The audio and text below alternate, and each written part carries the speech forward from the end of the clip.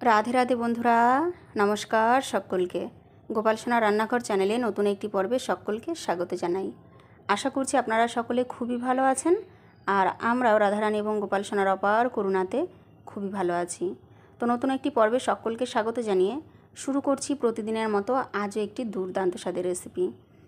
নিরামিষ দিনে কি রান্না করবেন খুঁজে পাচ্ছেন না, অথবা আলু পটল বেগুনের সবজি খেয়ে খেয়ে একঘেয়েমি ধরে গেছে, তবে কিন্তু এই রেসিপিটা আপনাদের জন্য। সময় নষ্ট না করে খুবই অল্প সময়ে চট জলদি কিন্তু তৈরি করে নিতে পারবেন মাত্র 3টে সবজি দিয়ে এরকম দুর্দান্ত স্বাদের নিরামিষ বাটি ভাপা রেসিপি। এই ভাপা যদি দুপুরের গরম পাতে সার্ভ করা হয় তবে কিন্তু আর কিছুই লাগবে না, প্রত্যেকেই কিন্তু হাত চেটেপুটে খাবে এবং খুবই প্রশংসা করতে বাধ্য হবে।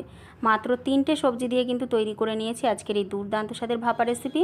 তো আশা করছি বন্ধুরা আজকের এই রেসিপিটা আপনাদের ভীষণই ভালো লাগবে, তাই না স্কিপ করে সম্পূর্ণ রেসিপিটি দেখার জন্য আপনাদের কাছে অনুরোধ রইল। তো চলুন কথা না বাড়িয়ে চটপট রেসিপিটি শুরু করা যাক। আজকের এই বাটি ভাপা তৈরি করার জন্য আমার যে যে সবজি লাগবে সেটা হচ্ছে পটল, আলু এবং বেগুন। আমি কিন্তু আজকে 3টে সবজি দিয়ে আজকের এই বাটি ভাপাটা তৈরি করব। তো দেখুন, সেই জন্য আমি সবার প্রথমে কিন্তু পটলটাকে খুব ভালোভাবে বানিয়ে নিয়েছি। এখানে আমি 4টে পটল নিয়ে নিয়েছি, একটা আলুকে খুব সুন্দরভাবে লম্বা লম্বা করে বানিয়ে নিয়েছি এবং সেই সাথে 2টো বেগুন লম্বা লম্বা করে বানিয়ে ধুয়ে একটা পাত্রে রেখে দিয়েছি। এইবারে বন্ধুরা এই সবজিগুলোকে আমি কিন্তু খুব ভালোভাবে ভেজে তুলে নেব। এদিকে মশলার উপকরণ হিসেবে নিয়ে নিয়েছি স্লাইস করে কেটে রাখা কয়েক টুকরো আদা এবং কয়েকটা কাঁচা লঙ্কা। তবে যে যেমন ঝাল খান সেই পরিমাণ অনুসারে দেবেন, এবং এই ভাপার ক্ষেত্রে কিন্তু লঙ্কার পরিমাণটা একটু কম দেওয়ার চেষ্টা করবেন, এতে করে স্বাদটা দারুণ আসবে। আমি এখান থেকে কিছুটা পরিমাণ কম দেবো লঙ্কাটা। এছাড়া লাগবে পাকা টমেটো। এখানে একটা পাকা টমেটোকে ছোট ছোট করে বানিয়ে নিয়েছি এবং সেই সাথে নিয়ে নিয়েছি চীনাবাদাম। তো এখানটায় অল্প করে চীনাবাদাম নিয়েছি। এছাড়া আজকের এই ভাপা রেসিপিটি তৈরি করতে যে যে উপকরণ লাগবে সেটি হচ্ছে 2 চামচ পরিমাণ পোস্ত, 2 চামচ পরিমাণ সাদা সর্ষে, 1 চামচ পরিমাণ মগজদানা এবং সেই সাথে অল্প কয়েকটা কাজু নিয়ে নিয়েছি। এই সমস্ত উপকরণকে পেস্ট করে নেব। এবারে বন্ধুরা দেখুন, আমি সমস্ত সবজিগুলোকে কিন্তু খুব ভালোভাবে ভেজে নিয়েছি। চেষ্টা করবেন প্রত্যেকটা সবজি একটু ভালোভাবে ভেজে নেওয়ার, এতে করে কিন্তু ভাপার স্বাদটা দারুণ আসবে। এইবারে পোস্ত, সাদা সর্ষে, মগজদানা, কাজু এবং চীনাবাদামকে কিন্তু আমি একসাথে পেস্ট করে নিয়েছি। সেই পেস্টটা কিন্তু আমি এর মধ্যে দিয়ে দিচ্ছি। বন্ধুরা এই ভাপা সবজির ক্ষেত্রে কিন্তু গ্রেভিটা একটু ভালো হওয়া দরকার, মানে গ্রেভির টেক্সচারটা যদি ভালো হয়, গ্রেভিটা যদি পারফেক্টভাবে তৈরি করা যায় তবে কিন্তু স্বাদটা দারুণ আসবে। এদিকে দেখুন, কাঁচা লঙ্কা, আদা এবং টমেটোকে একসাথে পেস্ট করে নিয়েছিলাম। সেই পেস্ট করে রাখা মশলাটা কিন্তু এর মধ্যে আমি দিয়ে দিচ্ছি।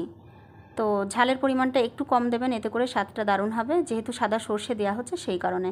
এবারে দেখুন এর মধ্যে অ্যাড করে দিয়েছি আমি হলুদ গুঁড়ো 2 চামচ পরিমাণ। সেই সাথে এর মধ্যে আমি দিয়ে দিচ্ছি বন্ধুরা স্বাদ মতো নুন। এইবারে বন্ধুরা আমি সেই সাথে দিয়ে দিচ্ছি 1 চামচ পরিমাণ ধনে গুঁড়ো এবং সেই সাথে 1 চামচ পরিমাণ জিরে গুঁড়ো। তো এই সমস্ত উপকরণকে খুব ভালোভাবে সবজির সাথে কিন্তু ম্যারিনেট করে নেব। এখানটায় কিন্তু খুবই হালকা মশলাতেই কিন্তু এই ভাপাটা তৈরি করব, কিন্তু খেতে হবে অসম্ভব সুস্বাদু। তো বন্ধুরা দেখুন, এদিকে সবজিটাকে কিন্তু মশলার সাথে খুব সুন্দরভাবে ম্যারিনেট করে নিয়েছি। এবার এতে দিয়ে দিচ্ছি আমি স্বাদ মতো চিনি। যেহেতু ভাপা তৈরি করছি সেহেতু চিনি তো অবশ্যই দিতে হবে, তবে যদি অপছন্দ হয় তবে স্কিপ করবেন। তো দেখুন খুব ভালোভাবে আমি আর একটু মিশিয়ে নিচ্ছি। এদিকে বন্ধুরা দেখুন সবজিটাকে কিন্তু খুব ভালোভাবে ম্যারিনেট করে রেডি করে নিয়েছি। এবার এদিকে একটা বাটি নিয়ে নিয়েছি। এবারে বাটির মধ্যে আমি যে সবজিটাকে খুব ভালোভাবে ম্যারিনেট করলাম, ম্যারিনেট করে রাখা সবজিটার মধ্যে আমি দিয়ে দিচ্ছি। তো বন্ধুরা দেখুন, এইবারে যে পাত্রটা আমি ম্যারিনেট করে রেখেছিলাম সেই পাত্র ধোয়া জল দিয়ে দিলাম কিছুটা পরিমাণ। এবারে খুব ভালোভাবে একটু মিশিয়ে নেব। তো বন্ধুরা দেখুন, এদিকে মশলার বাটি ধোয়া জল দিয়ে কিন্তু আমি সবজিটাকে খুব ভালোভাবে রেডি করে নিয়েছি। এইবার এতে অ্যাড করছি একটা সিক্রেট উপকরণ। এই উপকরণটার জন্যই কিন্তু ভাপার স্বাদটা দারুণ আসবে। তো দেখুন এদিকে আমি কিন্তু একটা কড়াইয়ের মধ্যে পরিমাণ মতো তেল দিয়ে দিয়েছিলাম। তার মধ্যে দিয়ে দিয়েছিলাম 1 চিমটি পরিমাণ হিং, 1 চামচ পরিমাণ কালো জিরে এবং একটা শুকনো লঙ্কাকে মাঝ বরাবর ফেরে কিন্তু ফোড়ন দিয়েছিলাম। সেই ফোড়নটা কিন্তু আমি খুব ভালোভাবে রেডি করে এই ভাপার উপরে কিন্তু মানে সবজিটার উপরে কিন্তু আমি দিয়ে দিলাম। এবার এখানটা এর উপর দিয়ে দিচ্ছি স্লাইস করে কেটে রাখা কয়েক টুকরো টমেটো। এইবারে বন্ধুরা যেহেতু ভাপা তৈরি করছি সেই জন্য কাঁচা সর্ষের তেল তো অবশ্যই দিতে হবে, নইলে কিন্তু ভাপার পারফেক্ট স্বাদ আসবে না। তো দেখুন দিয়ে দিয়েছি 1 চিমটে পরিমাণ কাঁচা সর্ষের তেল এবং সেই সাথে কয়েক টুকরো চেরা কাঁচা লঙ্কা। তো ভাপা রেডি করার জন্য কিন্তু বাটিটা খুব সুন্দরভাবে রেডি করে নিয়েছি। তো বন্ধুরা এদিকে দেখুন আমি একটা চামচের সাহায্যে টমেটোটাকে একটুখানি হালকা প্রেস করে দিচ্ছি, যাতে করে টমেটোটা খুব সুন্দরভাবে সেদ্ধ হয়ে যায় ভাপে। এবারে দেখুন আমি টিফিন বক্সের ঢাকনিটা বন্ধ করে দিয়েছি। এবার আমি খুব ভালোভাবে ভাপিয়ে নেব। সেই জন্য দেখুন এদিকে একটা কড়াইয়ের মধ্যে আমি জল গরম করতে দিয়েছি। কোনো রকম কিন্তু স্ট্যান্ড দেবো না, স্ট্যান্ড ছাড়াই কিন্তু এই টিফিন বক্সটা গরম জলের মধ্যে বসিয়ে দেব এবং একটা ঢাকনি দিয়ে খুব ভালোভাবে চাপা দিয়ে দেব।